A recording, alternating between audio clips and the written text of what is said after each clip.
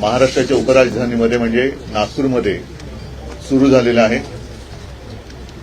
नुकत्याच निवडणुका पार पाडल्या, त्याच्यानंतर नवीन सरकार महाराष्ट्रामध्ये आलेलं आहे। यापूर्वी 2.5 वर्ष आपण घटनाबाह्य सरकार पाहिलं आणि त्याच्यानंतर या निवडणुकांचा जो काही निकाल लागला हा सगळ्यांनाच अनाकलनीय आणि अनपेक्षित होता किंवा आहे।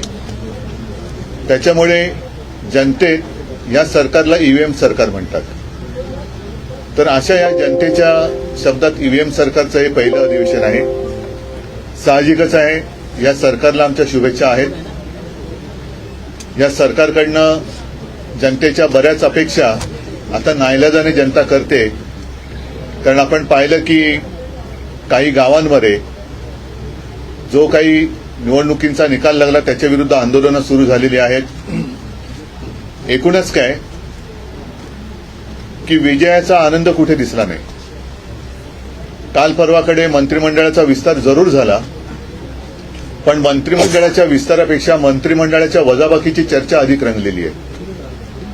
मंत्रीपद ज्यांना मिळालं त्यांच्या फटाक्यांपेक्षा नाराजांचे बार हे जास्त मोठ्याने वाजतायत। एक प्रथा असते की नवीन मंत्री झाल्यानंतर त्या मंत्रिमंडळाचे प्रमुख मुख्यमंत्री, माननीय मुख्यमंत्री आपल्या सहकाऱ्यांचा परिचय सभागृहाला करून देत असतात। मला असं वाटतं की ही पहिली वेळ असेल की ज्यांच्यावरती ढीगभर पुरावे असल्याचे पुरावे घेऊन आरोप केले, अनेकांवरती बरेचसे गंभीर आरोप केले गेले, त्यांच्यावरती ईडी इन्कम टॅक्सच्या धाडी पडल्या, त्यांचा सगळ्यांचा माननीय मुख्यमंत्र्यांना त्यांचे सन्माननीय सहकारी म्हणून राज्याचे मंत्री या नात्याने ओळख करून द्यावी लागली, परिचय करून द्यायला लागला। हे कोणतं सरकार आहे, कसं सरकार आहे? आणि माननीय मुख्यमंत्र्यांनी एक काळ असा होता की आपद धर्म काय शाश्वत धर्म श्वापद नाही शाश्वत धर्म, असं काही झालं तरी आम्ही हे करणार नाही ते करणार नाही, त्यांच्या मांडीला मांडी लावून त्यांना बसावं लागतं। हा कोणता धर्म आहे हे तेच जास्त चांगल्या पद्धतीने सांगू शकतील। थोडक्यामध्ये राज्याच्या विधिमंडळाचं अधिवेशन सुरू झाल्यानंतर जे प्रश्न घेऊन आम्ही सगळेच जण लढलो, ठीक आहे, आम्हाला सरकार स्थापन करता आलं नाही, त्यांनी सरकार स्थापन केलं। आता माझी मागणी अशी आहे की प्रत्येकाने आपापल्या जाहीरनाम्यामध्ये आमचं सरकार आलं असतं तर आम्ही केलं असतं। या सरकारने एक योजना जाहीर केली होती, लाडकी बहीण। आता लाडक्या बहिणीपेक्षा लाडके आमदार ज्यांना मंत्रिपद मिळालेत आणि नावडते आमदार अशीच चर्चा जास्त सुरू झालेली आहे। त्या लाडक्या बहीण योजनेचे पहिल्या 5 महिन्याचे मला असं वाटतं पैसे हे माता भगिनींच्या खात्यामध्ये जमा झाले, जवळपास 7,500 रुपये हे जमा झाले। दरम्यान निवडणूक आयोगाच्या माध्यमातून असं मला वाटतंय की पुढचे पैसे वाटायला लागू नये म्हणून या सरकारने स्थगिती आणली। आता निवडणूक झालेली आहे, आचारसंहिता संपलेली आहे। जसं निवडणुकीच्या आधी महिलांची मतं मिळवण्यासाठी ही योजना आणली गेली आणि त्यांच्या खात्यामध्ये पैसे दिले गेले, ती योजना तात्काळ सुरू केली गेली पाहिजे। आणि 1500 नव्हे तर हेच महायुती म्हणाली होती की 2100 ते 2100 रुपयांनी जो काही बॅकलॉग राहिला असेल 1-2 महिन्याचा आणि पुढचा 3-4 महिन्याचा असं धरून हे पैसे तात्काळ त्याच्यामध्ये परत आवडती नावडती बहीण न करता हे खात्यात जमा झाले पाहिजेत। कारण मधल्या काळात मी बातम्या वाचल्या की आता निकष लावणार, म्हणजे एका घरात एकाच महिलेला मिळणार, मग अमुकच बघणार तमुकच बघणार। हे सगळे मी म्हणेन जे काही डाव होते ते डाव आता उघडे झालेले आहेत। तुम्ही आता बहिणीमध्ये आवडती नावडती बहीण अशी करू शकत नाही, करता कामा नये। जसं तुम्ही गेल्या वेळेला कोणतेही निकष लावले असतील किंवा नसतील, ज्या महिलांना लाडक्या बहिणीच्या योजनेअंतर्गत पैसे दिले, हे पैसे आता हे निकष बाजूला ठेवून 2100च्या तुम्ही जे म्हणता वाढतं तुमचं प्रेम आहे त्याप्रमाणे हे पैसे तात्काळ माझ्या आणि आपल्या बहिणीच्या खात्यात जमा झाले पाहिजेत। बाकी राज्यपालांचं अभिभाषण मी काय त्यावेळेला उपस्थित नव्हतो, पण त्याची प्रत आज मी वाचली, त्याच्याबद्दल आमचे सगळेच आमदार सभागृहात बोलतील। पण एक गोष्ट मला प्रकर्षाने जाणवते की राज्यपाल महोदयांनी माझं सरकार म्हणून जे काही भाषण केलं त्याच्यामध्ये पर्यावरणाबद्दल एक पुसटचा उल्लेख आहे। की त्यांनी काय ती समिती नेमलेली आहे. आता त्या समितीत खरंच कोण असणार आहेत? पर्यावरण तज्ज्ञ असणार आहेत का? हे पर्यावरण तज्ज्ञ नेमका कसला अभ्यास करणार आहेत? आणि या पर्यावरण तज्ज्ञांनी केलेल्या सूचना हे राज्यपालांचं सरकार ऐकणार आहे का? कारण आज मी आपल्याशी बोलताना एक बातमी आलेली आहे मुंबईच्या संबंधात की जसं आरे कारशेडसाठी झाडांची कत्तल केली गेली ह्याच्यामध्ये कुठे पर्यावरण यांना दिसलं नाही, तसंच आता दुसरी कारशेड होते त्याच्यासाठी 1400 झाडांची कत्तल केली जाणार, डोंगरीची कारशेड. तर त्या कत्तलीमागे किंवा कत्तल ही पर्यावरणाची तज्ज्ञांची समिती होऊ देणार आहे का? हे असे अनेक प्रश्न आहेत. त्याच्यानंतर कायदा आणि सुव्यवस्थेबद्दल, महिलांच्या सुरक्षेबद्दल राज्यपाल महोदयांच्या अभिभाषणात कुठे मला काही तसं दिसलं नाही. तर या महिलांच्या सुरक्षेबाबत राज्यपालांचं सरकार काय करणार आहे हे कुठेही मला तरी त्याच्यात काही आढळलं नाही. आणि आता मी सभागृहात होतो, सभागृहातून निघताना आपले माननीय सदस्य कोण त्यांनी कालची एक घटना सांगितली की एका फोटोग्राफरच्या स्टुडिओत एक मास्क लावून कोणतरी गेला, रिव्हॉल्व्हर लावून त्याला लुटलं आणि त्याची दखल आज सकाळपर्यंत तरी पोलीस स्टेशनने घेतली नव्हती. मधल्या काळामध्ये या सगळ्या गोष्टी वाढलेल्या आहेत. त्याच्याबद्दल हे सरकार काय करणार आहे?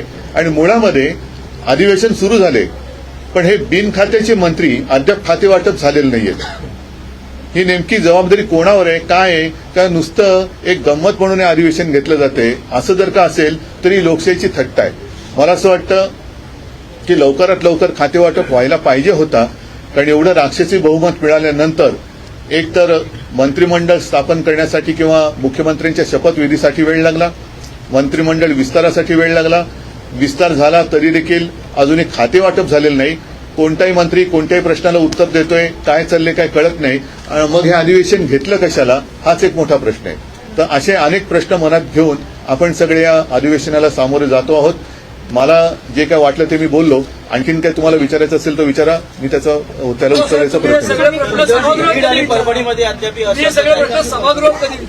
सभागृहात मी आता जनतेच्या सभागृहात हे प्रश्न मांडलेले आहेत आणि जनतेच्या सभागृहात मी प्रश्न मांडलेले आहेत. मी सांगितलं की माझ्या पक्षाचे सगळे माझे सहकारी हे तिथे आहेत. त्याच्यामुळे प्रत्येक प्रश्न हा अगदी पक्षाचा प्रमुख तिकडे मांडतोच असं नाहीये. त्याच्यामुळे जसं आता मोदीजी खासदारपणात ना किती वेळा असतात सभागृहात, किती वेळा, हो मग तसंच आहे ना, पंतप्रधान आहेत पण खासदार नाही आहेत का? मग त्यांना विचारल्या गेलेल्या प्रश्नाचं उत्तर ते त्यांना देणं बंधनकारक आहे की नाही? तर असे बरेच विषय आपले 20 आमदार आहेत. कशा प्रकारे फडणवीसांसमोर 20 काफी आहे. विरोधी पक्ष अजून ठरवलेला, विरोधी पक्ष नेता कोण असणार आहे हे अजून ठरवलं. मुख्यमंत्री पदाला वेळ लागला असेल तर विरोधी पक्षनेता ठरवला, अधिक थोडा वेळ घेतला तर काय प्रॉब्लेम आहे? वारंवार फडणवीस नाही, भुजबळांचं काय? छगन भुजबळ नाराज आहेत आणि पुन्हा एकदा राजकीय भूमिका वेगळी घेण्याचा तुम्ही तुमच्याकडे आले तो स्वागत परत गेले. नाही असं जे काय घडलं बघा, असं त्यांनी काय बोलल्यानंतर मी उत्तर देईन. आपण कशाला त्याच्यावरती जे काय बोलायचं? घडलं भुजबळांच्या बाबतीत भुजबळांच्या बद्दल मला फार वाईट वाटलं आणि असं अनेक जणांच्या बद्दल मला वाईट वाटते आतून की एका अपेक्षेने तिकडे गेले होते तरी काही जणांना बरं घट्ट झालेलं जॅकेट का आता तरी घालायला मिळालं. अशी काही जणांची जॅकेट अजूनही वाट बघत असतील. त्या सगळ्यांबद्दल मी काय व्यक्त करतो? सहानुभूती व्यक्त करतो. आणि म्हणून असं म्हटलं की हा लाडका आमदार ही किंवा लाडकी माणसं असं काही योजना सरकारची आहे का? भुजबळ असं म्हणतायत, जहा नहीं चैना वहा नहीं रहना.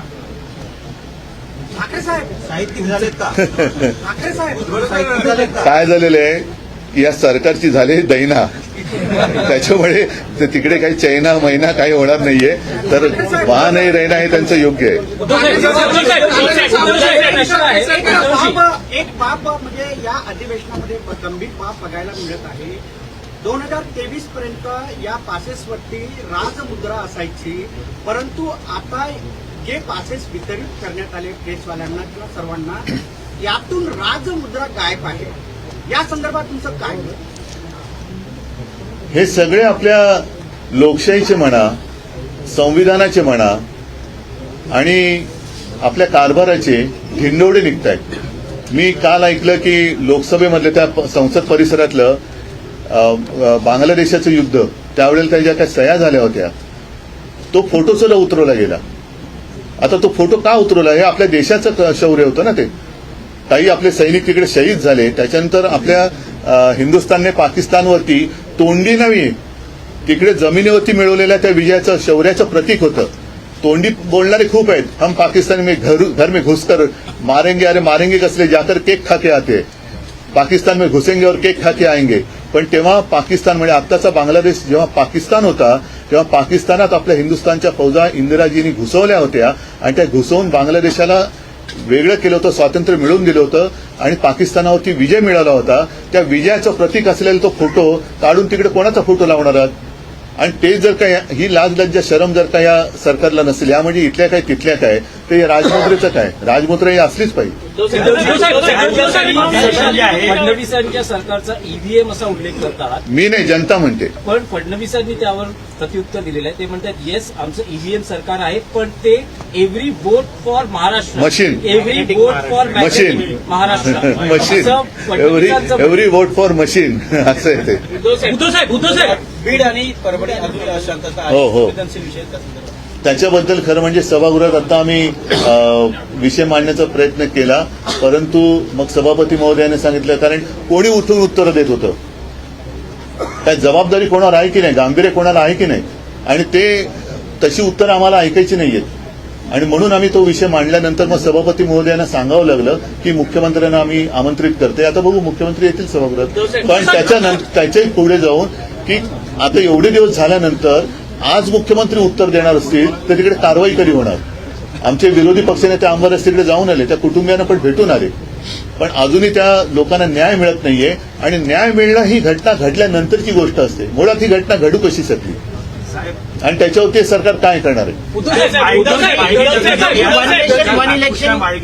बोलतो. हा, माळगीनगर एरियात नागपूरच्या हे युवाई अधिवेशन सुरू आहे, परंतु माळगीनगर एरियात जो आपला शिवसैनिक म्हणून जो आहे मुन्ना तिवारी, हा महानुभाव पंथाच्या मंदिरावर कब्जा मिळवण्याचा प्रयत्न करतो. मुन्ना नाही, मला नाही माहिती काय.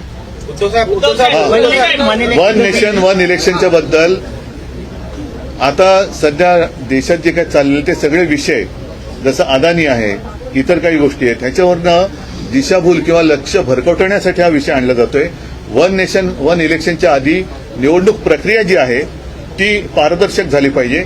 आणि माझं तर मत सरळ आहे की निवडणूक आयुक्त सुद्धा निवडणुकीतून निवडले गेले पाहिजेत, कारण निवडणूक आयुक्त हे नेमले जाणार असतील आणि ते जर का आम्हाला निवडणुकीचे कायदे शिकवणार असतील तर ती प्रथा योग्य नाही. आणि अशा व्यक्तीच्या अधिपत्याखाली वन नेशन वन इलेक्शन होता कामा नये. पहिल्या प्रथम निवडणूक आयुक्तांना सुद्धा निवडणूक प्रक्रियेतून त्याने निवडण्याची प्रक्रिया झाली पाहिजे. मग कोणाची मतं घ्यायची, कशी घ्यायची हे ठरवावी लागेल, पण निवडणूक आयुक्त सुद्धा मुळामध्ये निवडून आला पाहिजे, तरच त्याला निवडणूक आयुक्त मानलं गेलं पाहिजे.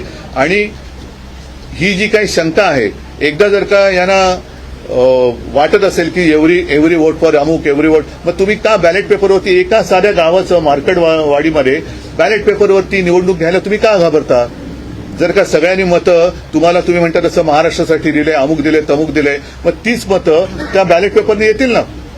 आता काय होतंय की ईव्हीएम मध्ये मी काही टेक्निकल असं काही हे नाहीये, तज्ज्ञ नाहीये, परंतु पूर्वी मी बॅलेट पेपरवरती मतदान केलेलं आहे, आपल्यापैकी काही जणांनी केलेलं असेल.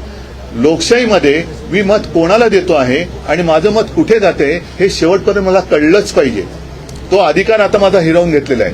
कारण निवडणूक प्रक्रियेमध्ये बॅलेट पेपरवरती मी जेव्हा शिक्का मारायचो तेव्हा मला कळायचं की मी या व्यक्तीला या निशाणीवरती शिक्का मारलाय आणि तशीच घडी पडून ती बॅलेट पेपरमध्ये जायची. आता मी बटन जरूर दाबतोय, दिवा नक्की लागतोय, ती मला एखाद्या झूमध्ये दाखवत तशी माझी रिसीट दाखवता तुम्ही, ती कुठे जाते ती कळत नाही, ती मोजली जात नाही. आणि मत रजिस्टर कुठे झाले, कारण मत ते मोजलं जाते, व्हीव्हीपॅटच्या रिसिटीवरचं मत मोजलं जात नाहीये, त्याच्यामुळे ते मत कुठे नोंदलं गेले हे मला कळत नाहीये. त्याच्यामुळे मुळामध्ये मला असं वाटतं की लोकशाही किंवा मतदानाची प्रक्रिया आहे ही पारदर्शक असली पाहिजे आणि ती पारदर्शक झाल्याशिवाय वन नेशन वन इलेक्शन होता कामा नये. कारण आता जे काय महाराष्ट्रात घडले ते महाराष्ट्रातल्या सर्वसामान्य जनतेला पटलेलं नाही आणि हे पटलेलं नसताना त्याच्या डोक्यावरती निवडणुका अशा पद्धतीने लादू शकल्या जात नाहीत.